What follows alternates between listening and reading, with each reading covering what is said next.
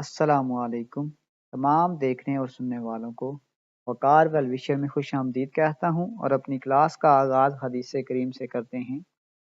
नबी करीम सल्लल्लाहु अलैहि वसल्लम ने इरशाद फरमाया, रिश्ता कता करने वाला जन्नत में ना जाएगा। प्यारे बच्चों, आज की क्लास में हम क्लास 9 कंप्यूटर चैप्टर नंबर 2 के एक्सटेंडेड रिस्पांस क्वेश्चन नंबर 1 से लेकर क्वेश्चन नंबर 3 तक सॉल्व करेंगे। तो वीडियो को शुरू करने से पहले कमेंट सेक्शन में लाजमी बताएं कि आप हमारी वीडियो कहाँ से देख रहे हैं और आप किस कॉलेज में पढ़ते हैं। तो चलते हैं अपने क्वेश्चन की जानिब। Identify whether the given problem are decision problems, counting problems और search problems. Write your answer in front of each problem in the given below. Part number A, does a given binary string have an even number of zeros.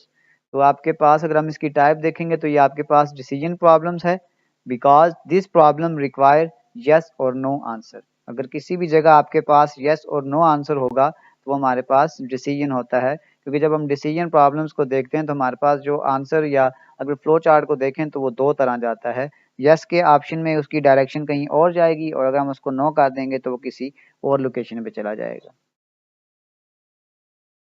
Flipping a coin result in heads or tails. If I flip a coin 20 times, how many different sequence of head and tails are possible?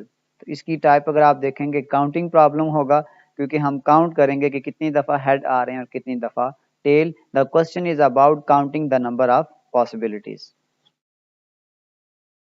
Does a certain Java program say yes to an empty input?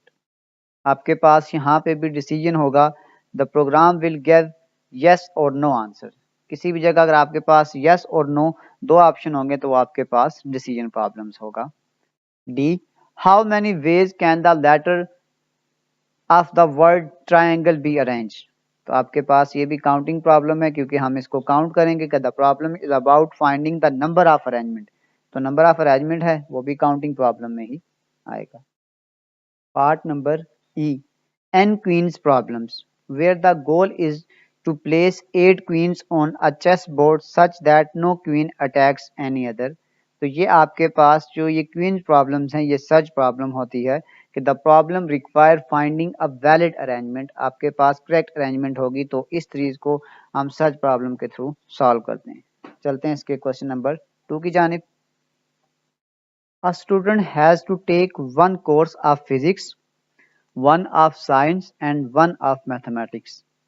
He may choose one of 3 physics courses, P1, P2 and P3, one of 2 science courses, S1 and S2 and one of 2 mathematics courses, M1 and M2. In how many ways can this student select 3 courses he has taken? The total number of ways to select courses is calculated by multiplying the choices। आपके पास physics की जो choices थी वो 3 थी, science की जो choices थी वो आपके पास 2 थी और मैथ की चॉइसेस भी आपके पास 2 थी। तो आपके पास अगर इसका हम जनरल फार्मूला लिखेंगे तो हम ये लिख सकते हैं m मल्टीप्लाई बाय n, यानी ये क्रॉस होता है तो आपके पास टोटल वेज हैं। तो आपके पास जितने चॉइसेस हैं हम उनको मल्टीप्लाई करेंगे, 3 multiply 2 multiply by 2 which is equal to 12। तो the student can choose courses in 12 different ways। Next question. Create an IPO chart, input process output, that will accept the ages of 4 boys and calculate their total age and average age. The program must display both the total age and the average age। Program इसमें सबसे पहले IPO model देखें तो सबसे पहले input आपके पास आ जाएगा as of 4 boys. अगर हम इसको प्रोसेस करेंगे तो ऐड ऑल एजेस, और इसमें अगर हम आउटपुट हमारे पास आ जाएगी तो टोटल एज आ जाएगी। और क्योंकि हमने इसमें एवरेज एज भी निकालनी है तो एवरेज एज को निकालने के लिए जो आपके पास ऐड ऑल एजेस होगा उसको हम डिवाइड बाय 4 करेंगे, क्योंकि आपके पास जो एवरेज होती है वो होती है sum of value divided by number of value. तो आपके पास जो आउटपुट आ जाएगी वो एवरेज एज आ जाएगी। इसकी एक एग्जाम्पल को भी डिस्कस करते हैं। अब सपोज करें कि हमने 4 बच्चों की एजेस ले ली, तो आपके पास टोटल एज हो जाएगा कि उन चारों को हमने प्लस करना है और फिर हम एवरेज एज निकालेंगे। वही जो टोटल आंसर हमारा होगा उसको हम नंबर ऑफ वैल्यूज पे डिवाइड कर देंगे। तो हमारे पास जो टोटल एज थी 52 आई है। अगर हम उसको 4 से डिवाइड करेंगे तो आपके पास 13 आ जाएगा। The program will take 4 ages, calculated the total and find the average. तो आपके पास आईपीओ मॉडल में सबसे पहले हमने इनपुट बतानी होती है, फिर हम उसके प्रोसेस को बताते हैं, फिर हमारे पास आउटपुट आता है जो हमारे पास फाइनल रिजल्ट होता है। इसी के साथ क्वेश्चन नंबर 1 से लेकर क्वेश्चन नंबर 3 तक कंप्लीट सॉल्व हो चुके हैं।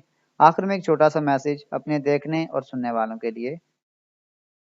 अजीम हैं वो लोग जिन्होंने खामोशी का इंतखाब उस वक़्त किया जब वो बदतरीन अल्फाज कहने के काबिल थे। प्यारे बच्चों, अपना बहुत सारा ख्याल रखें। मिलते हैं अगली वीडियो में, तब तक के लिए अल्लाह हाफिज़।